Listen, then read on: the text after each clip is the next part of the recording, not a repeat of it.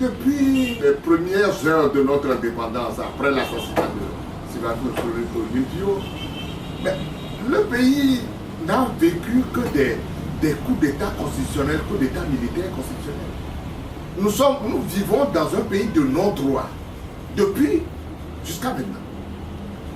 Et dans cette manière de concevoir le pouvoir, fait que ceux qui nous gouvernent aujourd'hui n'ont aucune considération pour les populations. Yadema a fait pareil jusqu'à son décès, mais lorsque son enfant est venu prendre la direction de ce pays par intrusion, et vous savez dans quelles conditions il est venu, et on n'a vécu que ça. Les populations ne sont pas prises en compte, personne ne considère qui que ce soit. Et aujourd'hui, on voit que les gens au début, que oui, moi je suis venu réparer, corriger un peu ce que mon père a fait parce que lui, c'est lui.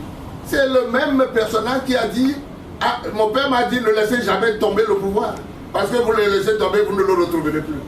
Donc ça dit que depuis sa prise de pouvoir, par intrusion, comme je le disais tantôt, lui n'avait qu'une seule obsession. Comment faire pour rester au pouvoir? Que les populations, que le peuple soit mécontent ou pas, lui il s'en fout.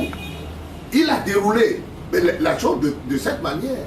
Et lorsque on traite les populations comme ça, et en s'appuyant uniquement sur les forces armées, sur la police, la gendarmerie, on arrête les gens, et en ayant comme soutien les magistrats qui emprisonnent, il arrive quand même que les gens qui ont étouffé leur ressenti pendant un moment, il arrive un moment où ça explose. Les Togolais ont contenu leur colère de manière interne. Mais il arrive un moment où ça sort à l'extérieur. Mais qu'ils ne soient pas surpris qu'aujourd'hui, les Togolais ont décidé de s'exprimer.